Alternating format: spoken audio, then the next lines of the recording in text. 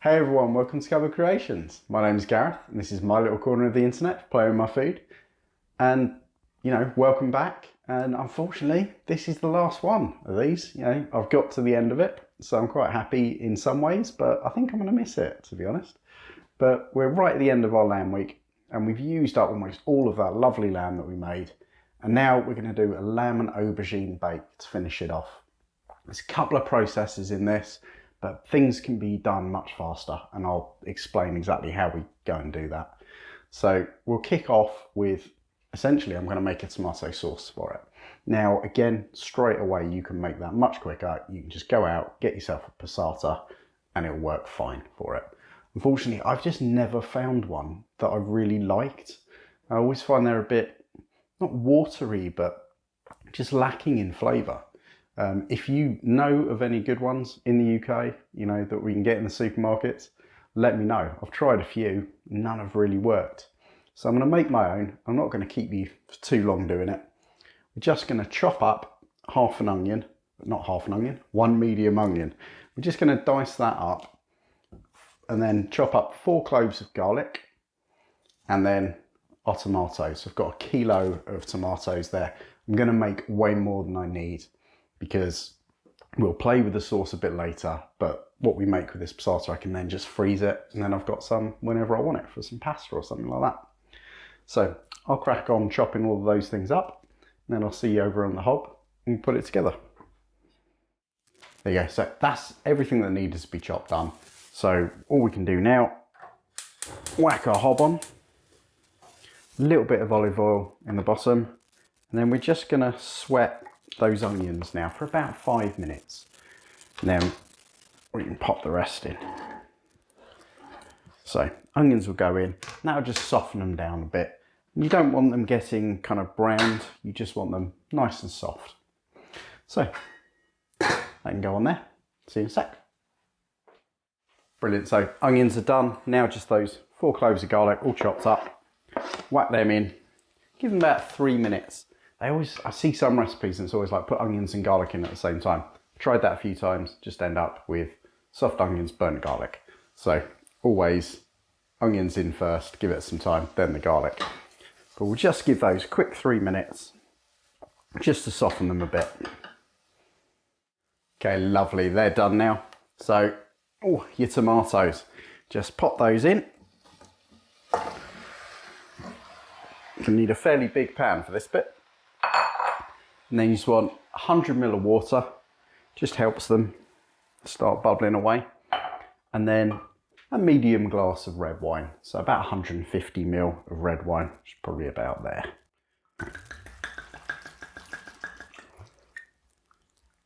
A little bit more. Perfect. And we're keeping this quite, I wouldn't say plain, but we're not putting too much in the way of herbs and stuff in, because this is just my base.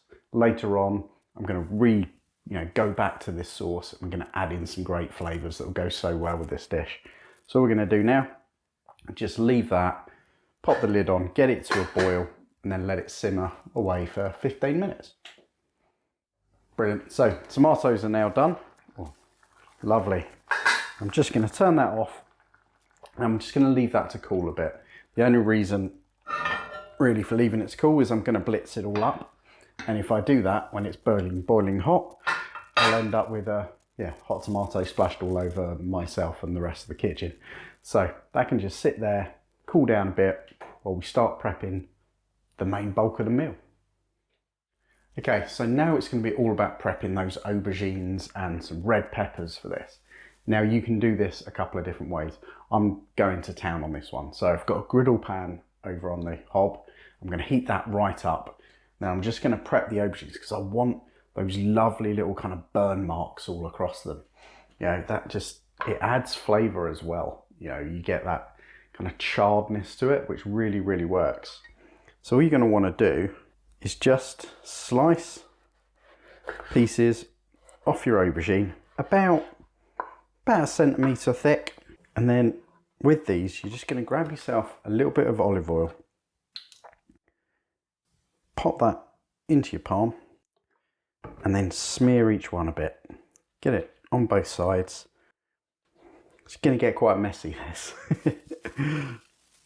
Perfect. So you're just going to want to get a little kind of conveyor belt going, because aubergine can go a bit brown a bit quickly. So you can just leave it standing on its end, slice off when you need it. So let's go get these on that pan. Okay, so that is burning, burning hot now. And then all we can do, just lay your aubergines on. And then you're just going to fry them until you've got like those lovely little charred marks. Turn them over, pop them off, keep them to the side, and we're already good to go. Now, the last thing you want to do, if you're doing it this way, is pop another hob on if you've got gas. If you haven't got gas, I realise this won't work, but we're just going to char the outside of a pepper as well. So we're just going to put that straight on, just straight onto the flame, and that will bubble and blister away, and those little charred flavours will add again, and you'll get like a slightly softer red pepper. We can hear it spitting already. So if you can't do this, like you don't have a griddle pan, you don't have gas hob, for example, just slice up your aubergines, slice up your red peppers, and then just whack them in an oven, really high temperature, about like 220°C, for about 10 minutes. And that would be enough just to kind of blister them all, and you'll still get some of that lovely kind of roasted, kind of charred flavour. But if you've got the chance to do it like this, it makes a huge difference. It's really, really lovely flavours that it adds to it. Okay, so those aubergines and peppers are now done. The peppers have all softened, and the aubergines got those lovely charred bars on them. So now we're just going to turn our attention straight to that passata and literally just whiz this one up.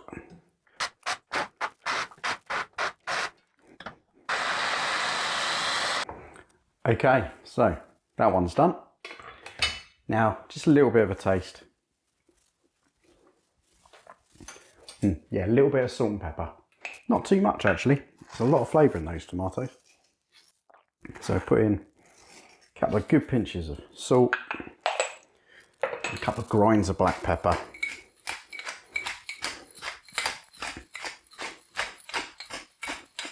Lovely. Now we just give that a mix in, and that is perfect. So that's my passata all done, all ready. We can just pop that at the back, and then we can quickly put something together that's going to kind of really elevate this. Okay, so the flavours we're going with for this are going to be very kind of, I would say, either North African or kind of Moorish Spain. So we're going to use saffron. And the one thing I learned from reading many, many books about sort of Persian cooking and stuff like that is that you can put saffron straight in, but then you're going to get these little bits of huge flavour, and will it spread as much? Don't know. So what they do, which I'm going to do with this because I really want it to permeate throughout the sauce, is get yourself a little pinch of saffron. Not too much because it's a really strong flavoured thing. And then give it a grind up. And then pop in just a tablespoon of boiling water. Like so. And then just keep grinding it. And that will turn this lovely yellow. It will break up. It will almost become like a powder. And that's going to really kind of carry through that sauce. And that instantly kind of brings this smell to the kitchen. Fabulous. So that's there. Let's kind of flavour that sauce up. Right, nice and simple this. So grab yourself a little bit of olive oil,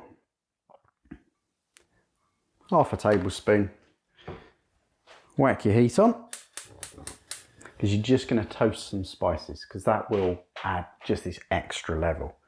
So once that comes up to temperature, which should do pretty quick, you're going to add in half a teaspoon of cinnamon, ground cinnamon,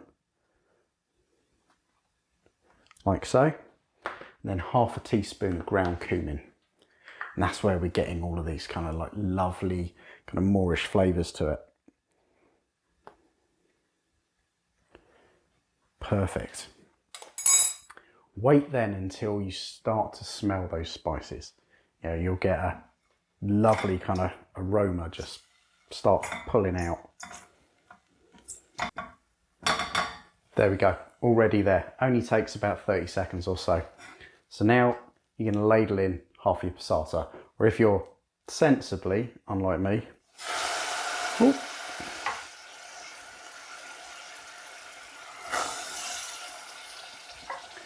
yeah, if you're sensibly, sorry, noise, using it out of a bottle, you know, passata or whatever, you're going to want about 350 millilitres for this. It'd be perfect. So for me, that's about half of what I've done with the other one, maybe slightly less. There we go. Give that a good mix in, and then your saffron. So just pour that in,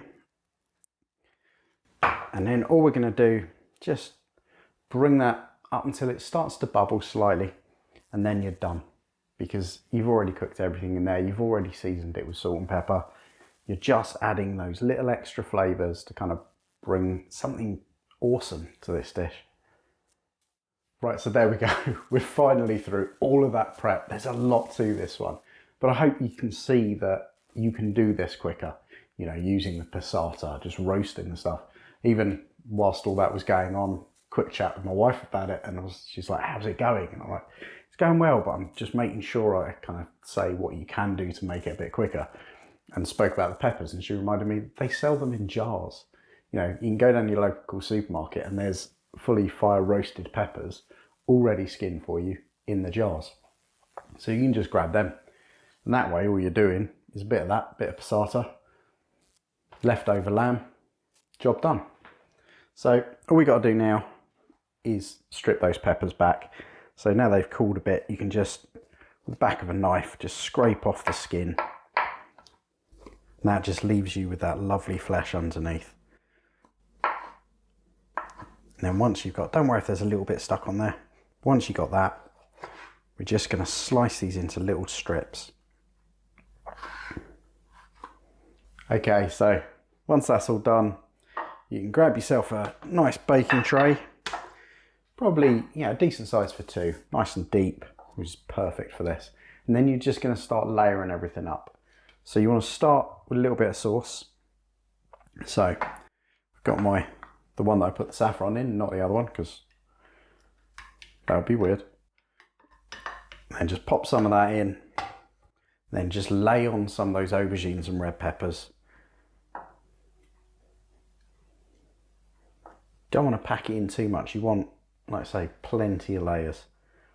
So just a couple of aubergines, a couple of peppers on top. And then your lamb. So obviously this is a lamb dish. You're going to need your lamb. So you can use about 150 grams of that kind of, you know, the lamb you made the other day, just all shredded up. And then just pop little nuggets of it in on top.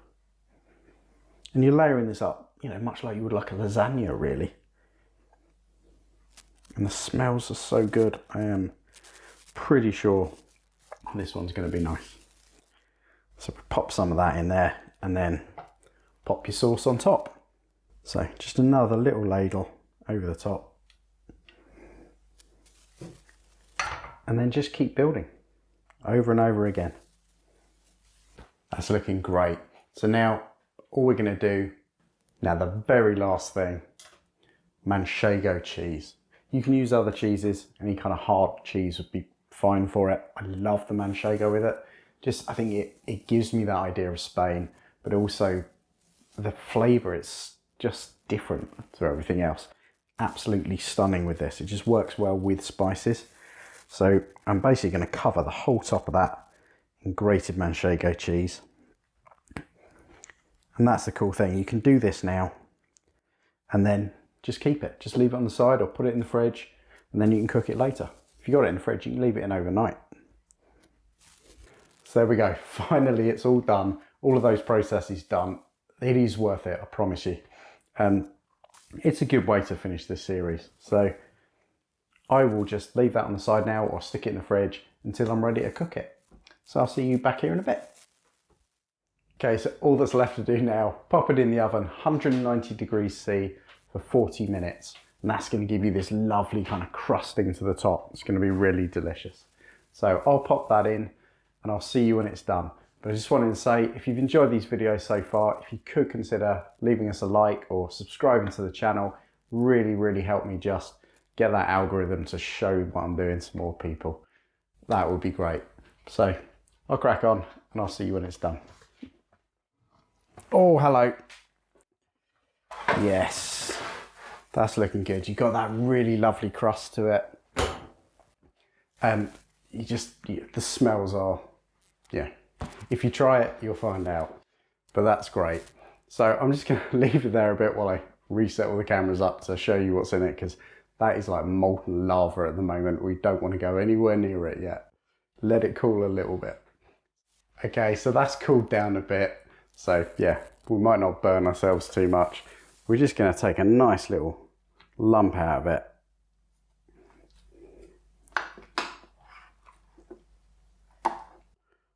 Try and keep it all on the plate, but there you go. You see, you've got these lovely little layers of aubergine, like the red peppers. It is really nice. And you don't really need to serve it with anything. You could have this with a side salad if you want, but when you think you've got, for 2 people, you've got an aubergine each, half an onion, a quarter of a kilo of tomatoes, and a whole load of a single red pepper, there's plenty in there.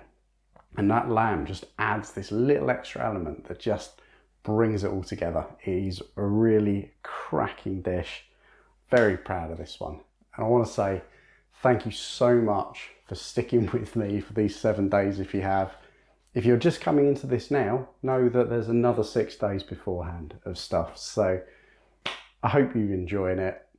I hope you give some of these a go. And I'll catch you next time. Cheers.